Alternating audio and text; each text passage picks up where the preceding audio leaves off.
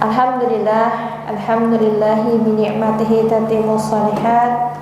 Allahumma shalli wa sallim ala nabiyyina Muhammad sallallahu alaihi wasallam. Sepatutnya kita bersyukur hari ini, kata ibu, karena tidak semua orang bisa duduk menuntut ilmu seperti halnya kita semua di sini. Sebelum belajar, mari kita berdoa terlebih dahulu. Sikap berdoa, tangan diangkat, kepala ditundukkan. Berdoa dimulai. Bismillahirrahmanirrahim. Allahumma anfa'na bima 'allamtana wa 'allimna ma yanfa'una wa zidni 'ilman. Rabbi zidni 'ilman warzuqni fahman wa amalan mutaqabbala. Amin ya Allah ya rabbal alamin. Kita akan membahas mengenai hadis arba'in. Seperti biasa, setelah ini ada kuisnya. Nanti disiapkan ibunya, dengarkan baik-baik, dicatat baik-baik. Hadis arba'in nomor 30. Yang punya bukunya mangga. Kalau tidak ada, di-download di aplikasi hadis arba'in banyak. Download di Google, kalau ya, searching di Google ada. Hadis nomor 30 yaitu tentang hak-hak Allah, mengenai hak-hak Allah. Kita baca lafaznya. An Abi Sa'labah Husaini Jurasumi Baini Nasir An Rasulullah sallallahu alaihi wasallam qala inna Allaha farada fara'idah fala tudayyi'uha wa hadda hududan fala ta'taduha wa harrama ashya'a fala tantahikuha wa sakata an ashya'a rahmatan lakum ghayra nisya fala tabahhasu anha. Dari Abu Sa'labah Al-Husain Jusum bin Nashir, dari Rasulullah SAW, langsung Rasulullah yang berkata kepada Sa'labah, berarti langsung Abu Sa'labah tidak mendengarnya dari sahabatnya yang lain, tapi langsung dari lisannya Rasulullah, bahwa Rasulullah bersabda, sesungguhnya Allah telah menetapkan kewajiban-kewajibannya. Innallaha farada fara'idh. Sesungguhnya Allah telah menetapkan kewajiban-kewajiban. Maka janganlah kalian menyia-nyiakannya. Fala tudayyi'uha. Dan dia juga telah menentukan berbagai batasan. Bahada hududan fala ta'taduha. Maka janganlah kalian melampauinya. Fala ta'taduha. Wa harrama asya fala tantahikuha. Dan dia Allah telah mengharamkan berbagai hal, maka janganlah kalian melanggarnya. Wa sakata an asya'a rahmatan lakum ghayra nisyan fala tabahhasu anha. Dan dia Allah telah mendiamkan banyak hal sebagai rahmat bagi kalian, bukan karena lupa, maka janganlah kalian mencari-cari masalah tentangnya. Hadis ini hasan, diriwayatkan oleh Ad-Daruqutni dan selainnya. Maka faidah dalam hadis ini, kata ibu semuanya, seperti tadi ada lafaz-lafaz, sesungguhnya Allah telah menetapkan kewajiban-kewajibannya, dan inilah yang menjadi hak-hak Allah. Dan di antara hak-hak Allah itu, kata para ulama, setidaknya ada 4. Yang pertama, dalam menjaga kewajiban-kewajibannya Allah ini, menjaga hak-hak Allah ini, yang pertama adalah menjalankan sholat yang fardu. Ya, yang fardunya pasti. Di antara hak-hak Allah adalah menjalankan sholat. Yang kedua,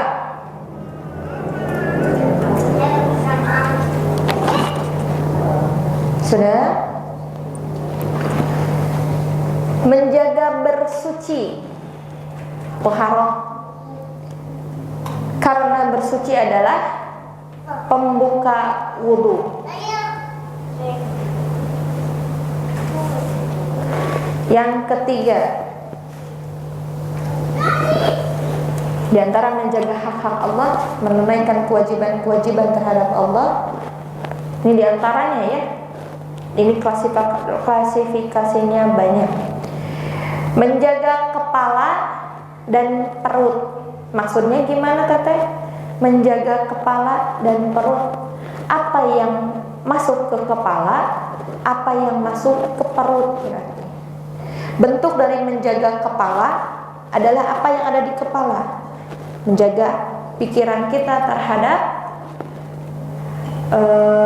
apa yang tidak mungkin untuk Allah. Jadi jangan sampai suudzon sama Allah.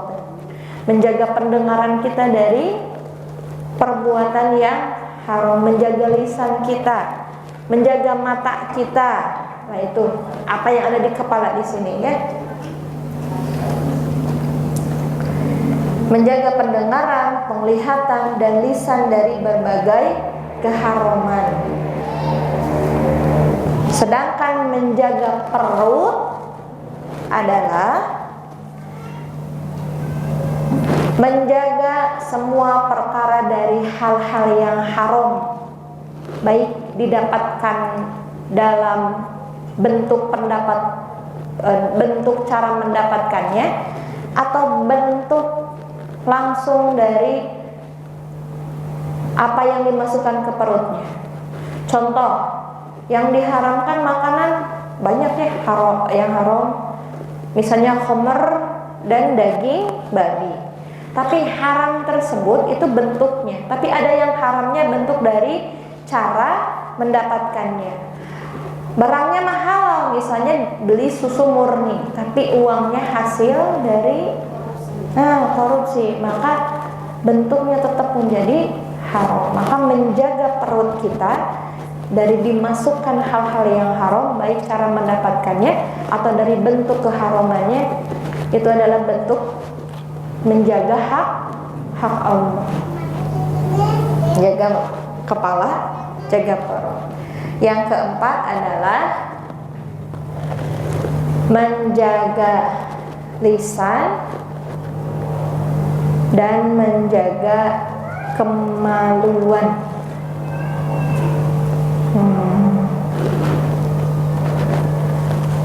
Menjaga lisan dan menjaga kemaluan. Kata Rasulullah SAW, yang paling banyak memasukkan manusia itu ke dalam neraka yaitu adalah yang di antara dua lisan dan di antara dua paha.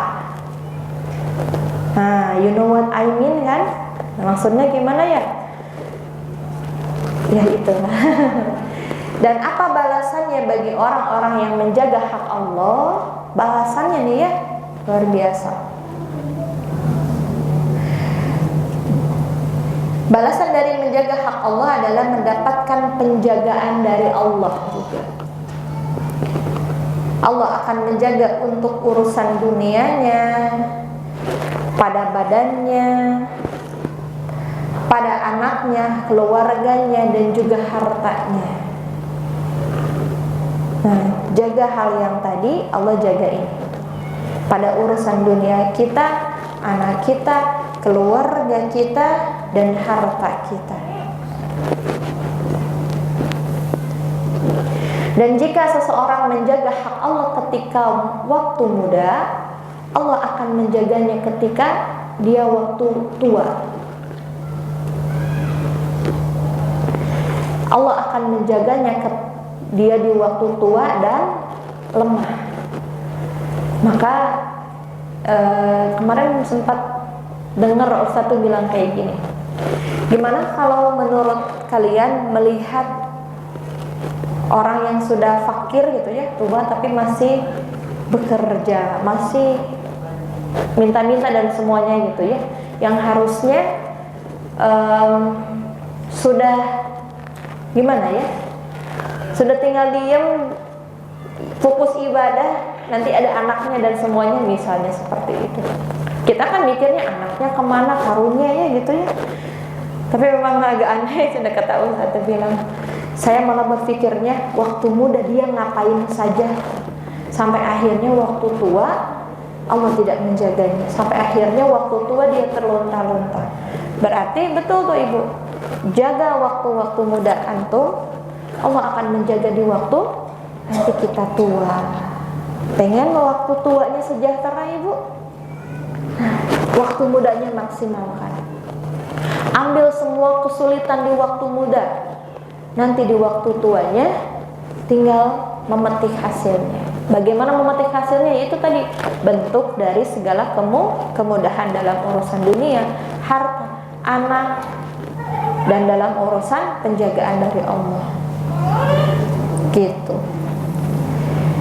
Kemudian akan dijaga dari gangguan jahat. Banyak yang jahat ya Ibu, baik itu secara metafisik atau fisik, dari gangguan jahat. Kemudian Allah akan menjaga juga agama dan iman serta diselamatkan dari syubhat dan syahwat. Allah akan menjaga kita, menjaga iman kita, menjaga agama kita, dan diselamatkan dari syubhat dan syahwat. Seperti kita tahu, sumber dosa itu ada dua ya. Sumber dosa nih ya, sumbernya, mata airnya pasti dua. Yang pertama karena syubhat, yang kedua karena syahwat. Apa itu syubhat? Ini syubhat ini tengah-tengah antara ini halal atau haram ya. Syubhat itu teh samar, belum jelas kehalalannya, keharamannya. Maka apa obat dari syubhat? Ada dosa orang-orang yang terjerumus ke dalam syubhat. Apa obatnya? Obat dari syubhat apa? Masih ingat itu materi lama. Ilmu. Karena tidak adalah seseorang itu terkena syubhat kecuali dia bodoh dalam urusan agama. Jadi kalau teteh ibu tidak mau terjerumus ke dalam syubhat, banyak-banyaklah menuntut ilmu. Jadi tidak tahu, jadi tahu ini teh halal atau haram. Kalau belum jelas, ya sudah tinggalkan saja. Ini ya halal haramnya, halal tanya belum jelas nih. Ada kue di tengah-tengah, di sini di tengah-tengah, misalnya di tengah ibu. Ini halal atau haram ya? Ada siga nama ini. Itu karena kebodohan, karena nggak tahu.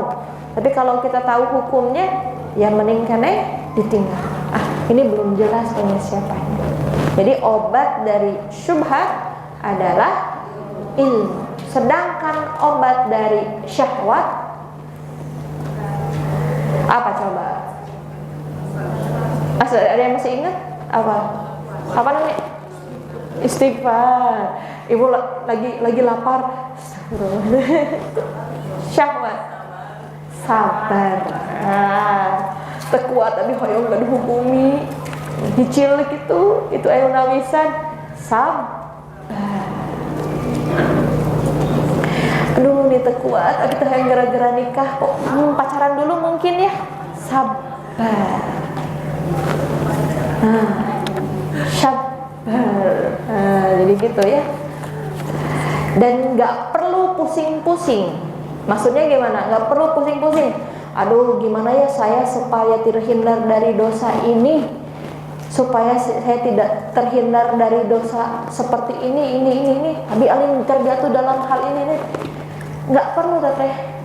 Cukup dengan menyibukkan diri dalam hal-hal yang bermanfaat, kita sudah terhindar dari dosa. Menyibukkan diri dengan hal-hal yang bermanfaat itu cara yang efektif untuk menghindari dosa. Kenapa banyak orang yang melakukan dosa? Karena nganggur, nggak ada yang dia pikirin. Tapi kalau kita sibuk, saya belum ngafal hari ini, saya belum setor hari ini. Lah saya belum baca yang bermanfaat hari ini. Alah nanti murojaah, alah nanti setoran. Itu ada waktu nggak untuk melakukan dosa? Nggak ada. Aduh nanti dites bacaan, aduh nanti dites ustazahnya, bacaan tahsin dan semuanya. Itu tidak ada dalam kamus kita. Akhirnya waktu untuk melakukan. Jadi ingin terhindar dari dosa, gimana? Sibukkan dengan hal-hal yang bermanfaat, yang punya dampak, yang dapat pahalaan. Gitu. Lanjut. Kenapa? Sesungguhnya Allah telah menetapkan kewajiban-kewajibannya. Kemudian janganlah kalian menyia-nyiakannya. Udah ya tadi. Dan juga Allah telah menentukan berbagai batasan, maka janganlah kalian melampauinya. Batasan-batasannya sudah ada, jangan dilewati. Apa batasan-batasannya? Adalah larangan-larangan Allah. Banyak sekali larangan-larangan Allah di Al-Quran. Dan larangan-larangan Allah pasti ujungnya teh azab. Nanti kamu akan seperti ini, jangan seperti nanti kamu akan seperti ini. Itu bentuknya larangan. Contoh di Al-Quran, janganlah kalian mendekati zina. Berarti batasannya dari kata mendekatinya, bukan janganlah kalian berzina, tapi batasannya adalah mendekati. Paham nggak maksudnya di sini? Karena untuk ke zina itu tuh jauh, tapi khutuwati syaiton teh, langkah-langkahnya sangat halus. Nggak apa-apa, dah cuma nanya kabar. Nggak apa-apa nyambung silaturahmi. Dan itu masa lalu. Nah, dari mulai hal-hal yang kecil itu teh sudah kita ini batasannya. Dan itu yang tidak boleh dilanggar. Banyak hal lagi, ya. Jadi bagaimana kita tahu ada larangan-larangan Allah? Gimana caranya kita tahu? Dengan ilmu, dengan belajar. Nggak mungkin saya jabarkan larangan-larangan Allah hari ini ya. Ini tidak boleh, tidak boleh. Ya, ibu beresnya isya bareng. Tapi dengan setiap hari kita bertemu, dengan setiap hari kata ibu menuntut ilmu, jadi tahu apa saja yang Allah larang. Gitu. Lanjut. Dan Allah telah mengharamkan berbagai hal. Wah, jelas, yang halal jelas, yang haram jelas. Maka janganlah kalian melanggarnya. Jadi ini termasuk dari menjaga hak Allah. Jangan pernah melanggar apa yang sudah Allah haramkan. Yang subhat aja jangan, apalagi yang sudah jelas haram.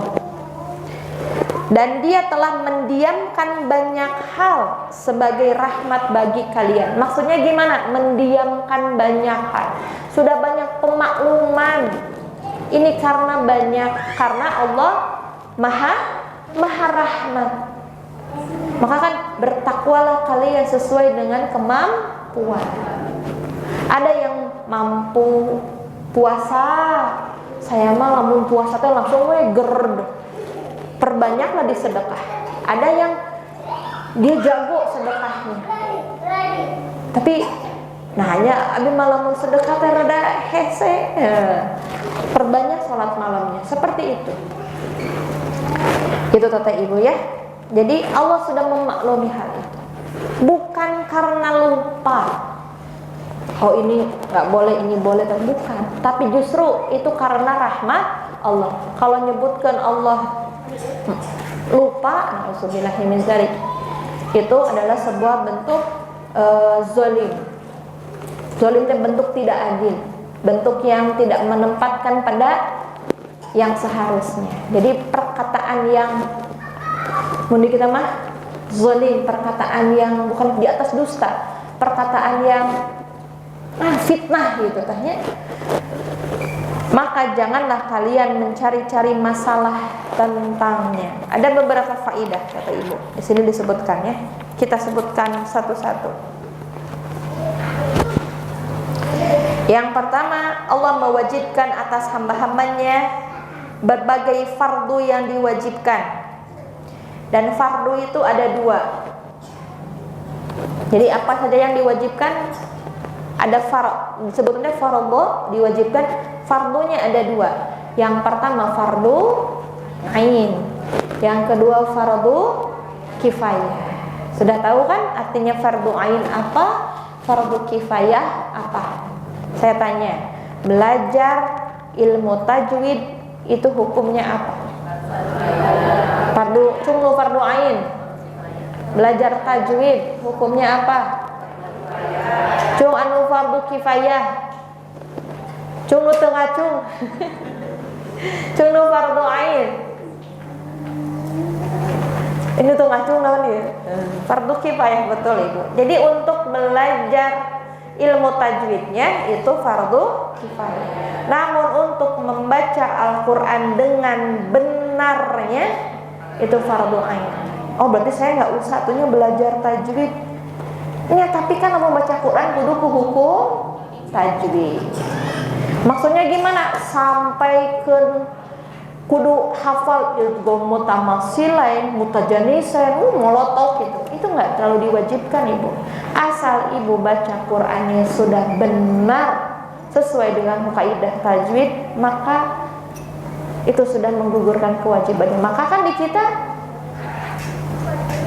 ujian lisan di atas 70 kita perhitungkan, walaupun ujian tulisannya di bawah rata-rata misalnya, tapi bacaannya sudah bagus, kita naikkan karena itu bagian dari fardu ain. Paham ya? Lanjut. Manusia tidak boleh melanggar batasan-batasan Allah. Kemudian apa saja batasan-batasan Allah? Yang disebut dengan tidak boleh berlebih-lebihan dalam agama Allah. Bisa juga berarti tidak boleh berlebih-lebihan dalam agama Allah, atau disebut gulu. Seperti halnya seorang sahabat Rasulullah SAW di zaman Rasul pernah berkata seperti ini, aku akan berpuasa terus, mau buka-buka saya mah badai puasa terus. Kemudian satu orang lagi berkata, saya mah nggak akan menikah, saya mau fokus ibadah. Terus satunya lagi berkata, aku akan terus bangun malam, mau tidur-tidur. Nah, ini melampaui batas. Jadi melampaui batas tidak hanya dalam perkara yang dilarang, ada batasannya. Dalam ibadah pun ada rambu-rambunya, ada batasnya. Ini gulu, berlebih-lebihan. Kata Rasulullah, siapa yang membenci sunnahku, maka dia bukan termasuk umatku. Jadi tidak boleh kata juga berlebih-lebihan dalam urusan agama. Tapi juga tidak boleh memudah-mudahkan. Maksudnya gimana berlebih-lebihan? Israf disebut nanti ya. Nanti ada pembahasan tersendiri setelah ini, yaitu tentang zuhud dan israf tadi. Lanjut, kaidah berikutnya, diharamkan melanggar hal-hal yang diharamkan. Dan yang haram itu ada dua jenis.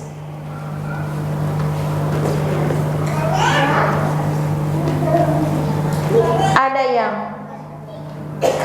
kabair, dosa besar. Ada yang shaghir, dosa kecil. Jadi apa yang diharamkan itu ada dua, dosa besar dan dosa kecil. Kabair dan shaghir.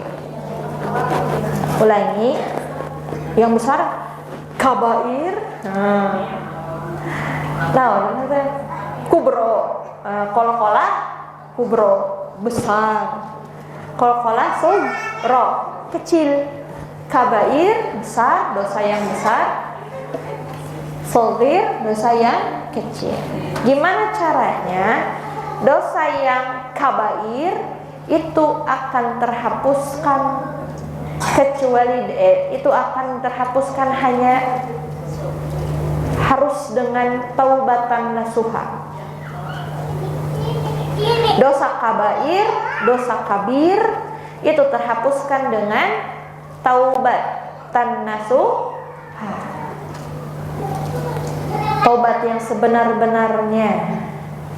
Sudah pernah dijelaskan dinya syarat taubat, nanti beda lagi pembahasannya. Segini dulu. Sedangkan dosa yang kecil atau dosa shagir itu bisa juga terhapuskan dengan amalan-amalan kita, seperti sholat, seperti ibadah-ibadah yang lainnya, ibadah haji, ibadah zikir, dan yang lainnya.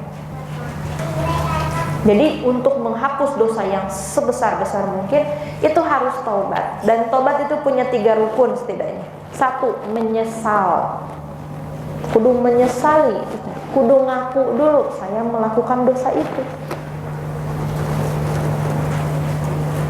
Kemudian tidak mengulangi dosa yang tadi, yang ditaubati itu tidak diulangi. Yang ketiganya adalah dengan mengganti semua waktu yang tersia-sia dengan amal kebaikan. Nah, yang poin ketiga ini dihapusnya dengan tadi amalan-amalan yang tadi, seperti haji, contoh ibadah haji, ibadah umroh dan semuanya, sholat, zikir, puasa, itu menghapus dosa kecil.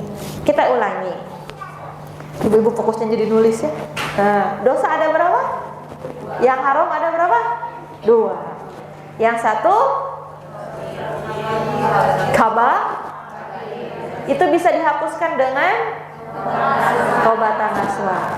Yang 1 dosa atau shagir itu dihapuskan dengan amalan-amalan saleh. Contohnya seperti sholat, puasa, zikir, dan sebagainya. Kan ada ya, misalnya gini, barang siapa yang berpuasa di hari Asyura, hari Arafah, maka Allah akan hapuskan dosa-dosanya yang telah 2 tahun yang telah lalu, dan sebagainya. Tapi itu tidak akan bisa terhapuskan kalau kita belum taubat, belum meninggalkan yang sedang taubat, dosa yang sedang kita lakukan. Jadi syaratnya harus taubat dulu. Lanjut kaidah yang keempat ya. Apa yang didiamkan Allah adalah yang dimaafkan. Ya tadi kan ya, masih ingat hadisnya adalah ini kaidahnya, yang didiamkan oleh Allah berarti dimaafkan, dimaklumi, karena Allah itu Maha Rahman.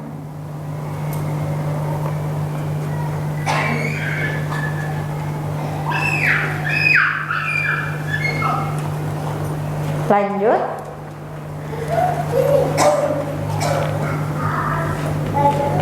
menafikan sifat lupa dari Allah, menunjukkan kesempurnaan ilmu Allah. Menafikan teh mau mungkin Allah Maha lupa gitu ya.